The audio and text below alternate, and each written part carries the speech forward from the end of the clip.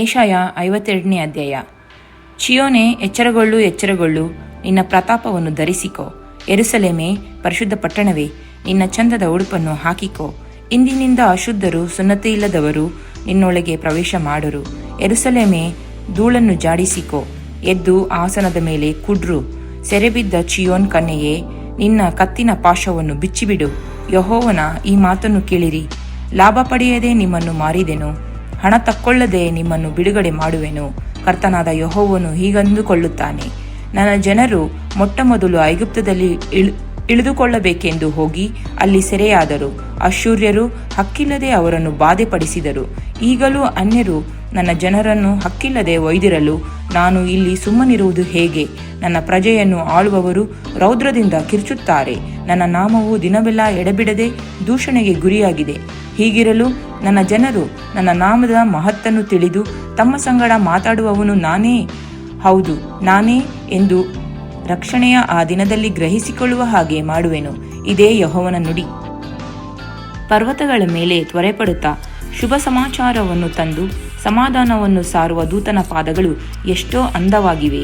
ಒಳ್ಳೆಯ ಶುಭ ವರ್ತಮಾನವನ್ನು, ಶುಭದ ಸುವಾರ್ತೆಯನ್ನು ತಂದು ರಕ್ಷಣೆಯನ್ನು ಪ್ರಕಟಿಸುತ್ತಾ ನಿನ್ನ ದೇವರು ರಾಜ್ಯಭಾರವನ್ನು ವಹಿಸಿದ್ದಾನೆ ಎಂದು ಚಿಯೋನಿಗೆ ತಿಳಿಸುವವನಾಗಿದ್ದಾನೆ.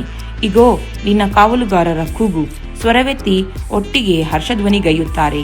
ಯೆಹೋವನು ಚಿಯೋನಿಗೆ ತಿರುಗಿ ಬರುವುದನ್ನು ಪ್ರತ್ಯಕ್ಷವಾಗಿ ನೋಡುತ್ತಿದ್ದಾರೆ.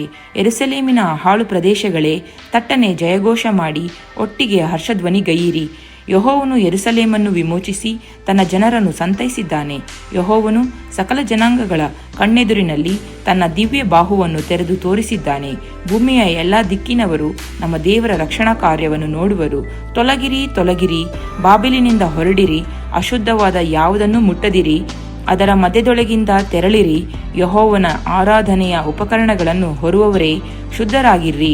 ನೀವು ಅವಸರದಿಂದ ಹೊರಡಬೇಕಾಗಿಲ್ಲ, ಓಡಿ ಹೋಗಬೇಕಾಗಿಲ್ಲ. ಯೆಹೋವನು ನಿಮಗೆ ಮುಂಬಲವಾಗಿ ಮುಂದರಿಯುವನು. ಇಸ್ರಾಯೇಲಿನ ದೇವರು ನಿಮಗೆ ಹಿಂಬಲವಾಗಿಯೂ ಇರುವನು. ಯೆಹೋವನ ಸೇವಕನ ಶ್ರಮೆ, ಪ್ರಾಣತ್ಯಾಗ, ಅದರ ಪ್ರತಿಫಲ. ಇಗೋ, ನನ್ನ ಸೇವಕನು ಕೃತಾರ್ಥನಾಗುವನು. ಅವನು ಉನ್ನತನಾಗಿ ಮೇಲಕ್ಕೇರಿ ಮಹೋನ್ನತ ಪದವಿಗೆ ಬರುವನು. ಅವನ ಮುಖವು ಸಕಲ ಮನುಷ್ಯರ ಮುಖಕ್ಕಿಂತಲೂ, ಅವನ ರೂಪವು ಎಲ್ಲ ನರಜನ್ಮದವರ ರೂಪಕ್ಕಿಂತಲೂ ವಿಕಾರವಾಗಿರುವುದನ್ನು ನೋಡಿ ಅನೇಕರು ಹೇಗೆ ಅವನಿಂದ ಬೆದರಿ ಬಿದ್ದರೋ, ಹಾಗೆಯೇ ಅನೇಕ ಜನಾಂಗಗಳವರು ಅವನನ್ನು ಕಂಡು ವಿಸ್ಮಯದಿಂದ ಚಮಕಿತರಾಗುವರು. ಅರಸರು ಅವನ ಮುಂದೆ ಬಾಯಿ ಮುಚ್ಚಿಕೊಳ್ಳುವರು, ಏಕೆಂದರೆ ಸುದ್ದಿಯೇ ಇಲ್ಲದ ಸಂಗತಿಯನ್ನು ನೋಡುವರು ಎಂದು ಕೇಳದ ವಿಷಯವನ್ನು ಗ್ರಹಿಸಿಕೊಳ್ಳುವರು.